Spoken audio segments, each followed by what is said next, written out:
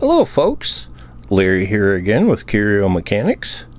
In today's video, we're going to take a look at one of my favorite ultra mobile PCs. It is manufactured by GPD and is simply called the Micro PC. Please forgive the sound of my AC running in the background. Like most of the Northern Hemisphere, we're in a heat wave at the moment. GPD is a manufacturer in China that has been making small form factor computers for a while now. They have established themselves in a market that they helped reinvigorate from a time when small computers were falling out of fashion in favor of more traditional laptops. The thing that I've noticed with all of their models is that they are not sacrificing the hardware specs just to make a cute toy that fits in your pocket. They have innovated in several areas to keep real computer performance while shrinking the size down to its practical minimums, and this Micro PC is no different. They call it a multi-interface productivity tool on their website, and I'd say that's a fair description. While it won't compete with the latest desktop workstation or gaming powerhouses, it brings more than enough horsepower to the table to handle modern computing comfortably.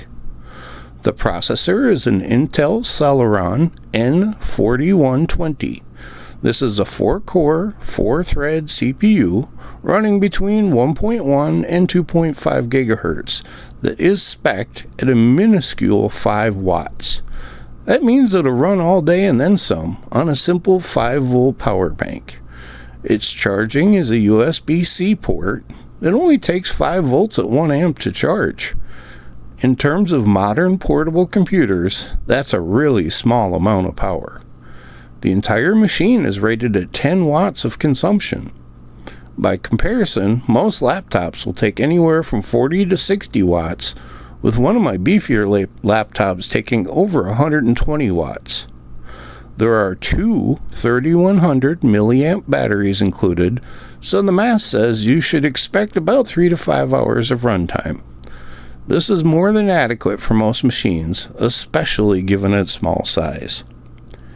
It also has 8 gigabytes of low-power DDR4, which also helps with its good fuel economy.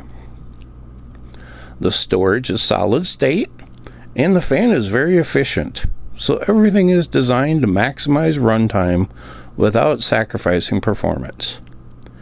It has a 256 gigabyte SSD for data storage, which is generally adequate for most users. For connections, it is one of the last machines available with a 9-pin serial connection. It also has 2 USB-A ports, a full-size Ethernet port, an HDMI 2.0 port, and a USB-C port that I use to charge it. It also has a micro SD card slot if you want to add more storage. While it isn't a touchscreen, it is a wide gamut color display and is more than bright enough to use in all conditions. For its small size, I find it easy enough to read. I believe the screen is 6 inches measured diagonally. The keyboard is another nice surprise. While it is probably a membrane of some sort, it has a solid, tactile feel, and the keys are easy to differentiate. I would not say it's suitable for touch typing, just based on its size. But for entering the occasional website or password, it works great. The keyboard area also has a built-in touchpad in the upper right and 3 mouse buttons on the upper left, so that you can use them with your left-hand thumb if you choose. The touchpad does support multi-touch and gestures. It has been very natural and easy to get used to, but with the USB ports available, you'd probably want to use a wireless keyboard and mouse combo if you're going to do a lot of typing or clicking. The HDMI port is rated by Intel up to 4K at 30 frames per second, which is driven by the integrated graphics processor.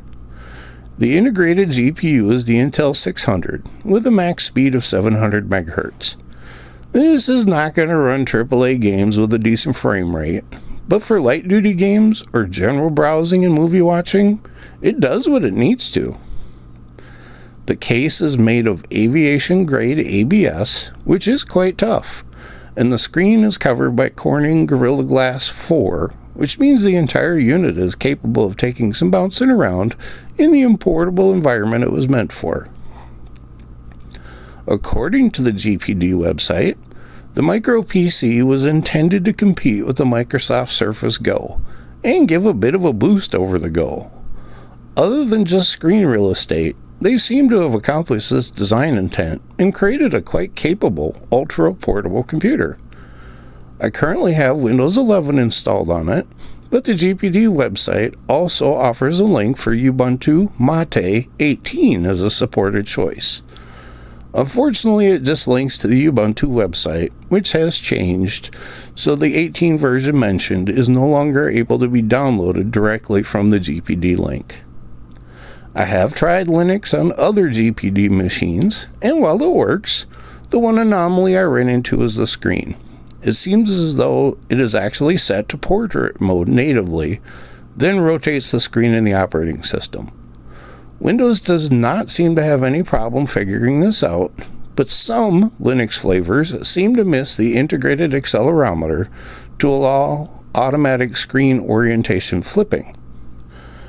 I have also had typical Linux problems with some distros, where it has trouble with the Intel integrated sound and sometimes touchpad. I am going to try Ubuntu 24 just for fun, but found that it can handle Windows 11, and that seems to cope better with the GPD quirks. The other thing I've noticed while using this machine is that the exhaust can get pretty warm. Well, it's not burning hot. It is somewhat concerning if you would, for instance, use it on a surface that would block the case airflow. I know modern components are self-aware enough to throttle back in high temperature situations, but it can get a bit uncomfortable on your legs sometimes. For me, given the right use cases, this machine is a treat to operate. It has more than enough power for an ultra-portable, and GPD build quality has always been solid and reliable. I have several GPD machines, and the only hardware failure I had was with the Win 4 screen going bonkers.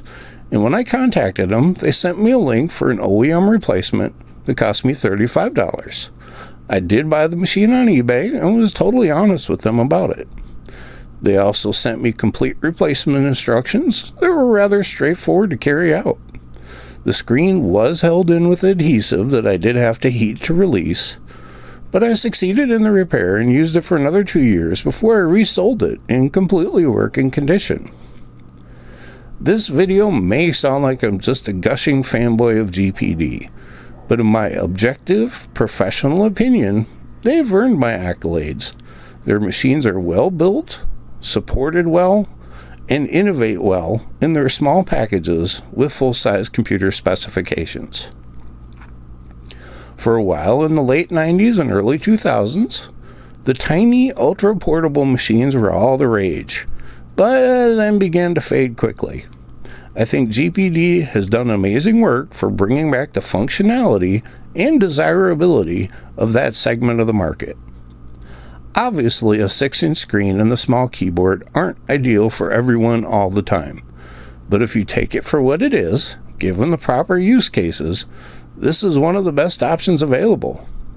I've got other small form factor portable machines and think that most of them make sacrifices to lower cost and garner attention. But GPD has stuck to their vision and not given into the typical race to the bottom of most computer niche products. If you ever get a chance to try one out, give it a shot. I think you'll agree that they're a solid option for what they are designed to do. Give you a full-blown computer worth of power in a size that is barely bigger than a wallet.